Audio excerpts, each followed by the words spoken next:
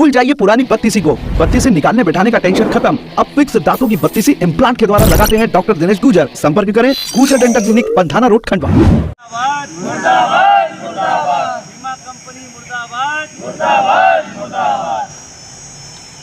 भगवान बलराम की जय।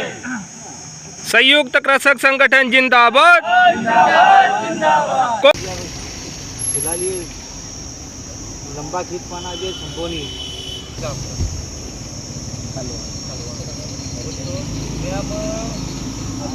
हवा हवाई काम हम देखिए हाँ हालांकि एक एक गुप्ता यहाँ पे फंसे थे, इधर से यहाँ पे वाले तो हमारा काम हो गया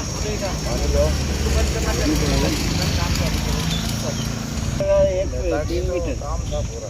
अरे यहाँ भी दिया है उसको, सिरपुर में एक लाइन दे दी है तो वो उसका।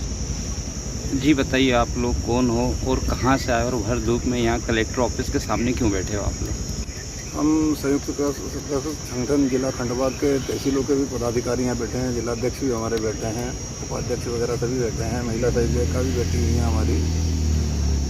हमारे साथ जो किसानों के साथ फसल बीमा के नाम पे जो मजाक उड़ाया जा रहा है हमारा, पिछली बारिश में खरीफ सीजन में हमारी प्राकृतिक आपदा, पहले बारिश कम हुई फिर बारिश ज़्यादा हो गई, इसके कारण उत्पादन प्रभावित हुआ, नाम मात्र का उत्पादन हुआ, जिसका फसल बीमा का लाभ राहत राशि मिली मगर फसल बीमा का लाभ अभी तक नहीं मिला। जबकि शासन ने सर्वे किया उसका बाकायदा, फसलें नुकसान हुई, शासन ने माना। उसके बाद अभी रबी सीजन में भी धुआं की वजह से गेहूं का उत्पादन काफ़ी प्रभावित हुआ। कहीं कहीं ये स्थिति बनी कि एक एकड़ में अगर 80 किलो गेहूं बोया तो कहीं 1 कुंटल हुआ, कहीं 1.5 कुंटल हुआ। यहाँ भी काफ़ी नुकसान हुआ पर उसकी भी कोई राहत राशि वगैरह शासन द्वारा नहीं दी गई। इसी तरह 2019 में खंडवा जिले में भारी बारिश के कारण खेतों की फसलें तक बह गई थी, उसका सर्वे हुआ बाकायदा और उसकी भी आज तक राहत राशि बीमा राशि किसानों को नहीं मिली है। इन सब मांगों को लेकर दूसरी बात, नकली बीज का कारोबार बहुत चल रहा है जिले में। गांव-गांव कुकुर मुत्ते की तरह से लाइसेंस दे रखे हैं कृषि विभाग ने खाद बीज की दुकानों के, उसके ऊपर नकली खाद, नकली बीज, नकली दवाइयाँ बिक रही है अमानक स्तर की, जिसका किसान को लाभ मिलना के बजाय उल्टा नुकसान हो रहा है। तो इन सब मांगों को लेकर हम लोग अभी आज एक दिवसीय धरने पर बैठे हैं।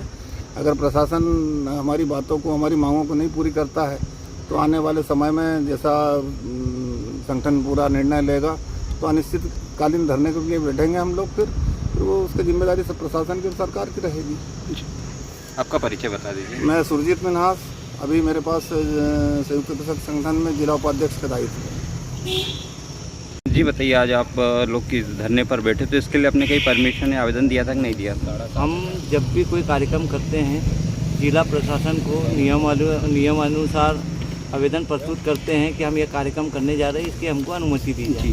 हमने 21 तारीख को इनके समक्ष एसडीएम साहब के समक्ष आवेदन प्रस्तुत किया था, मगर आचार संहिता का आते हुए उन्होंने कहा कि आपको धरना प्रदर्शन की अनुमति नहीं दी जाती। जब हमने अनिश्चितकालीन धरने को आंशिक धरने में बदला और अब एक चेतावनी के रूप में आए हैं कि 4 तारीख को चुनाव के परिणाम घोषित होने के बाद तक अगर हमारी मांगें पूरी नहीं होती है तो उसके बाद किसी भी समय हम बिना अनुमति के ही अनिश्चितकालीन धरने पे बैठ जाएंगे। तो आज जो धरने पे बैठे ये पूरा दिन का रहे क्या अंशकालीन रहेगा? नहीं, ये अंशकालीन रहेगा। जी हाँ, अब दांतों की बत्तीसी की समस्या से पाएं निजात। बार बार बत्तीसी निकालने और बैठाने की झंझट से पाइए मुक्ति। अब फिक्स बत्तीसी इम्प्लांट के द्वारा लगवाएं अपने ही शहर खंडवा में। जब डॉक्टर दिनेश गुजर हैं तो टेंशन किस बात की। अधिक जानकारी के लिए संपर्क करें गुजर dental clinic, Pandhana road, Khandwa.